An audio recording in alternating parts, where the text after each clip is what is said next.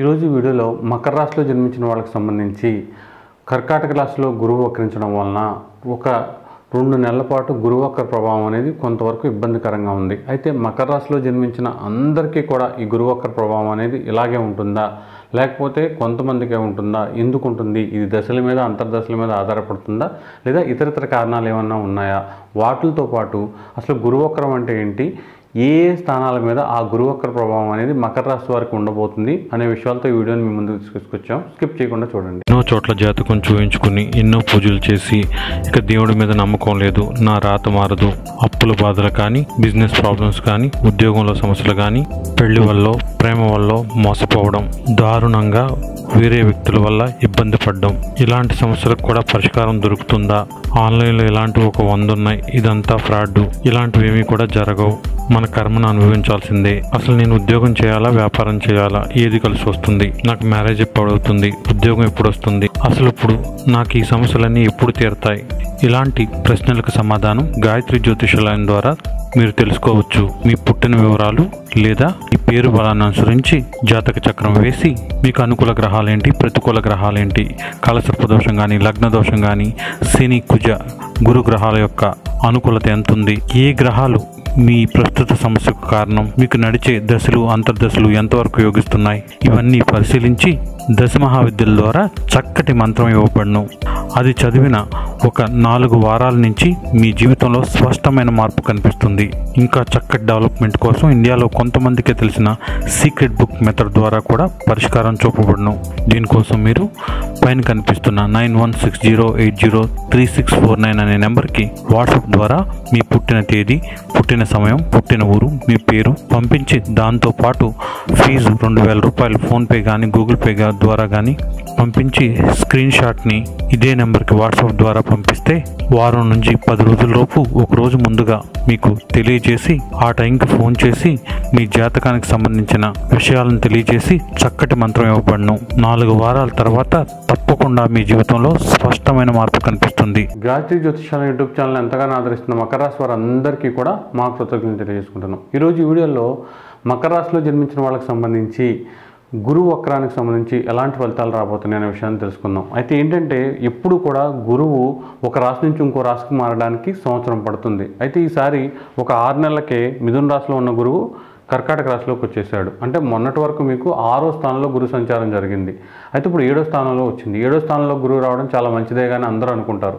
అయితే ఇక్కడ ఏంటంటే వక్రించి ముందుకు వచ్చాడు అనమాట. అంటే ఎప్పుడైనా సరే సంవత్సరానికి రావాల్సిన గురువు 6 నెలలకు రావడం అనేది అతిచారం అంటారనమాట. వక్రించి అతిచారంలో గురువు సప్తమంలో ఉన్నాడు అనమాట. ఇది గుడ్డా బ్యాడ్డా అంటే ఒక విషయం తెలుసుకోవాలి. గురువుకి నీచ స్థానం మకర రాశి, అలాగే ఉచ్చ స్థానం కర్కాటక రాశి. అయితే ఉచ్చలో ఉన్న గురువు వక్రించడం అనేది బ్యాడ్ అనమాట. అది నీచలో ఉన్న గురువు వక్రిస్తే చాలా మంచిది. అదే ఉచ్చలో ఉన్న గురువు వక్రిస్తే బ్యాడ్. ఖచ్చితంగా దీనివల్ల బ్యాడ్ ఫలితాలే వస్తాయి. అయితే దీన్ని చాలామంది ఏంటంటే అతిచారం వల్ల అద్భుతం జరిగిద్ది, మీ రాశులకు కలిసి వచ్చేస్తుంది ఇలా చెప్తున్నారు. ఖచ్చితంగా కాదు. అయితే అసలు ఇప్పుడు మనం గురువు వక్రం అంటే ఏంటి, గురువు నార్మల్గా ఉంటే ఏంటి, వక్రం అంటే ఏంటి అనే విషయాన్ని తెలుసుకుందాం.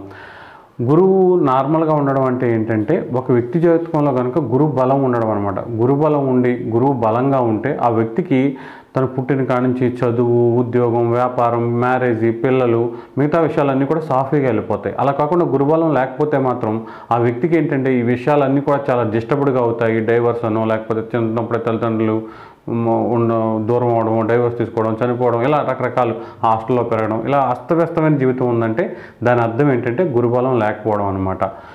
మనం ఉన్న వాళ్ళ ఇంట్లో పుట్టామా, లేని వాళ్ళ ఇంట్లో పుట్టామా కూడా అనవసరం. గురుబలం ఉంటే రిక్షా తొక్కే వాళ్ళు, ఆటో నడుపుకునే వాళ్ళు ఇంట్లో పుట్టినా సరే తక్కువ, ఎక్కడ మామూలుగా ఎంత చిన్న వాళ్ళు తక్కువ అంటలేదు, మామూలుగా మనం తక్కువ ఫైనాన్షియల్ పొజిషన్ ఉన్న ఇంట్లో పుట్టినా సరే మీకు ఏ పని చెప్పకుండా మీ అమ్మ, నాన్న, తమ్ముడు, అక్క, చెల్లి వాళ్ళందరూ కష్టపడి మిమ్మల్ని దున్నపోతలాగా మేపుతారన్న కానీ కూర్చోబెట్టి మేపుతారనమాట. అలా ఉంటుందన్నమాట.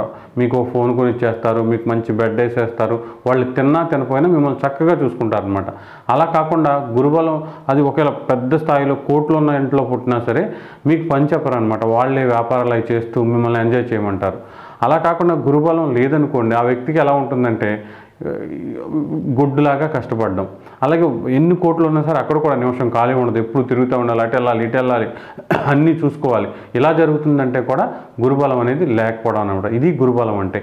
ఒకవేళ గురువు వక్రిస్తే ఏమవుతుందంటే, గురువు వక్రిస్తే ఆ వ్యక్తికి ఎలా ఉంటుందంటే జీవితంలో ప్రతిరోజు కూడా నరకంలా ఉండడం, ఎందుకు బతుకుతున్నామో అర్థం కాకపోవడం, ఏంటో ఈ జీవితం అర్థం కాకపోవడం, ప్రతి నిమిషం కూడా గండంలా ఉండడం, అప్పుల బాధలు, అనేక రకాల బాధలు, మనం ఏం చేయకుండానే గొడవలు, ఇలాంటివన్నీ వస్తున్నాయంటే వ్యక్తిగత జాతకంలో గురువు వక్రించడం అనేది ఇప్పుడు వక్రించాడు కదా ఈ టైంలో పుట్టడం. మీరు పుట్టినప్పుడు గురువు వక్రించి ఉంటే వ్యక్తిగత జాతకంలో గురువు వక్రించి ఉంటాడనమాట. అలా వక్రించి ఉన్న వాళ్ళకి మైండ్ అనేది స్టేబుల్గా ఉండదు. ఒకేసారి 10 విషయాలు ఆలోచిస్తూ ఉంటారు. ఇక్కడ కూర్చుంటారు, అక్కడ ఏమైందో, ఇదేమైందో, అలా అయిందో, అలా విపరీతమైన ఆలోచనలు వస్తాయి. చుట్టూ ఉన్న వాళ్ళకు కూడా ఇలా వల్ల చాలా డిస్టర్బెన్స్ ఉండే అవకాశం ఉంటుందన్నమాట. అయితే ఇలా వ్యక్తిగత జాతకంలో గురువు వక్రించిన వాళ్ళకి 2 నెలల్లో కూడా చాలా చక్కగా ఉంటుందన్నమాట. మిగతా గురువు మామూలుగా వ్యక్తిగత జాతకంలో బాగున్న వాళ్ళకి మాత్రం ఇబ్బందిగా ఉంటుందన్నమాట. ఇప్పుడు మనం అసలు ఈ వక్రం ఎంతవరకు ఉందనే విషయానికి వస్తే, ఈ వక్రం అనేది అక్టోబర్ 19 నుంచి మార్చి 117 రోజులు అనమాట. మార్చి 10 వరకు ఉండే 2026 మార్చి 10 వరకు. అయితే ఏంటంటే ఇది ఒక రాశిలో జరగట్లేదు, 2 రాశుల్లో జరుగుతుంది. అక్టోబర్ 19 నుంచి డిసెంబర్ 6 వరకు కూడా కర్కాటక రాశిలో జరుగుతుంది. తర్వాత 6 డిసెంబర్ నుంచి 10 మార్చి 2026 వరకు కూడా మిథున రాశిలో జరుగుతుంది అనమాట. కాబట్టి మనం ఇప్పుడు 19 అక్టోబర్ నుంచి డిసెంబర్ 6 వరకు కూడా ఈ ప్రభావం ఎలా ఉంటుంది అనే విషయాన్ని తెలుసుకుందాం.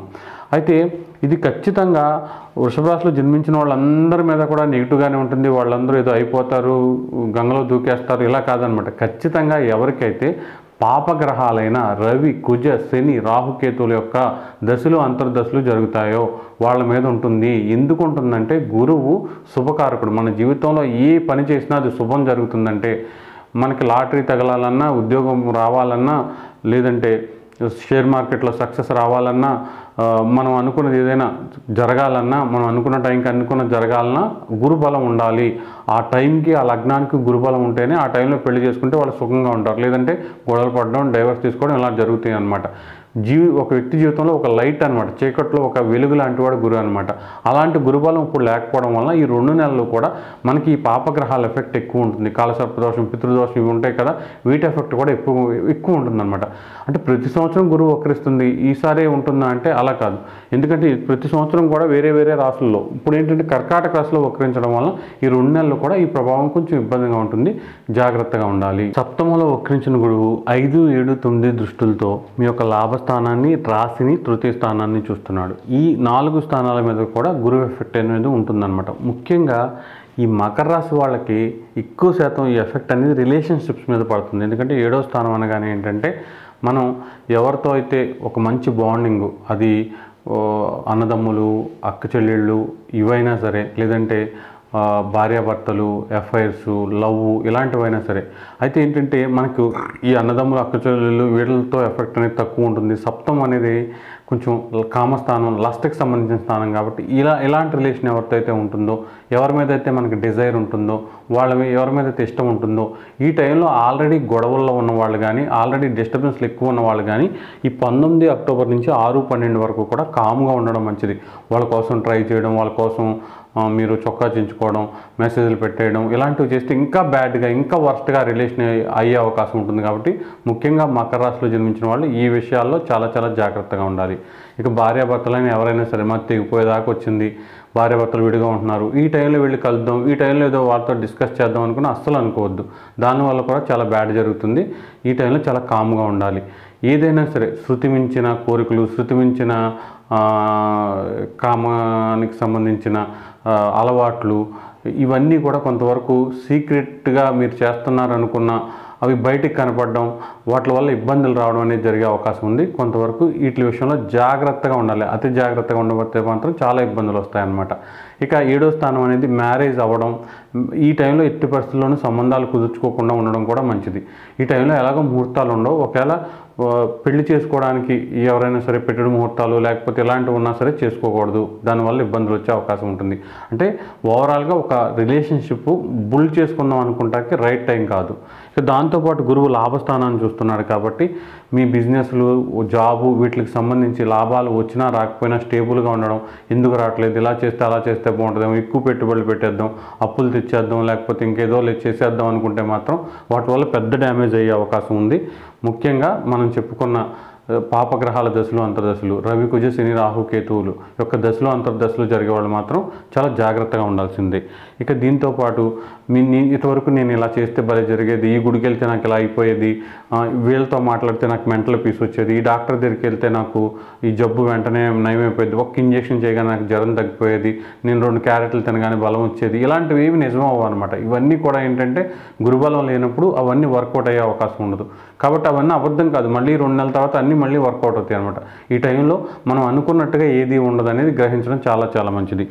ఇక రాశి మీద అలాగే తృతీయ స్థానం మీద ఉంటుంది కాబట్టి మాట్లాడే మాట, రిలేషన్షిప్ విషయంలో చాలా చాలా జాగ్రత్తగా ఉండాలి. మీ మాట వల్లే చాలా వరకు మీకు చాలా ఇబ్బందులు వచ్చే అవకాశం ఉంటుంది. కాబట్టి కామ్గా ఉండడం, ఎంత క్రిటికల్ ప్రాబ్లం వచ్చినా సరే కొంచెం జాగ్రత్తగా దాన్ని సాల్వ్ చేసుకుంటూ ఉండడం చాలా చాలా మంచిది.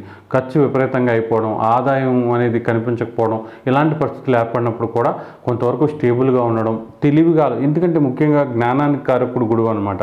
అలాంటి జ్ఞానానికి కారకుడైన గురువు వక్రించడం వల్ల ఏమవుతుందంటే మనకు ఆలోచన ధోరణి మారిపోద్ది, క్రూరత్వం పెరిగిపోద్ది, ఏదో చేసేయాలి, వాళ్ళని చంపేయాలి, ఏమి చేయలేము మనం. ఇలా అనవసరంగా ఎక్కువగా ఆలోచించేయడం, ఏదో చేసేయాలనుకోవడం, దానివల్ల మానసిక ప్రశాంతత దెబ్బతినే అవకాశం కూడా ఉంటుందన్నమాట. ఇక చదువుకునే విద్యార్థుల మీద కూడా ఈ ఎఫెక్ట్ అనేది బాగా పడుతుంది. చదువు పక్కనకి వెళ్ళిపోవడం, ఈ ఫోను, ఇంటర్నెట్ యూసేజ్, అలాగే లవ్ అఫైర్స్ వీటిలో బాగా తిరగడం, ఏదో చేయాలని, ఎక్కడికో వెళ్ళిపోవాలని, కంట్రోల్ లేకుండా ఉండడం అనేది కూడా ఎక్కువగా ఉంటుంది. కాబట్టి మకర రాశి వాళ్ళు ఈ విషయంలో చాలా జాగ్రత్తగా ఉండాలి. మెయిన్గా ఏంటంటే మాట విషయం, అలాగే ఎదుటి వాళ్ళు ఏదైనా చెప్పినప్పుడు రియాక్ట్ అయ్యే విషయాల్లో తొందరపాటు ఉంటే మాత్రం చాలా ఇబ్బంది పడతారు. ఇదంతా అందరికీ అంటే ఇప్పుడు మనం చెప్తాం కదా, టాప్ 5 బ్యాడ్ దశలు, అంతర్దశలని రాహులో రాహు, రాహులో శుక్రుడు, శుక్రుల్లో రాహు, గురువులో శని, శనిలో గురువు, శుక్రులో శని, శనిలో శుక్రుడు, అలాగే రాహులో కేతు, కేతువులో రాహు. ఈ దశలు, అంతర్దశలు జరిగే వాళ్ళందరూ కూడా చాలా చాలా జాగ్రత్తగా ఉండాలి. అక్క ఏ రాహు మహాదశ జరిగినా, ఏ దశలో అయినా సరే రాహు అంతర్దశ జరిగినా కూడా వీళ్ళు కూడా జాగ్రత్తగా ఉండాలి. ఇక రెమెడీస్ ఏంటంటే, మీకు ఒకవేళ ఇప్పుడు మేము గురుబలంతోనే బతుకుతున్నాం, గురుబలం వల్లే మా లైఫ్ ఎంత బాగుంది, లేకపోతే పెద్ద పెద్ద సమస్యలు సాల్వ్ అవ్వాలి, ఇవి టైంలో ఏదన్నా అటు ఇటు అవుతాయి అని భయం ఉంటే మాత్రం ఖచ్చితంగా రోజు కూడా గురువుకు సంబంధించిన ధ్యాన శ్లోకం పంచాంగంలో ఉంటుంది కదా, దాన్ని రోజు 108 సార్లు చదవడం, లేదంటే అదంతా చదవలేనంటే ఓం గురువే నమః అని కనీసం రోజు ఒక పావు గంట సేపన్నా అనుకోవడం వలన మెరుగైన ఫలితాలు వచ్చే అవకాశం ఉంటుంది.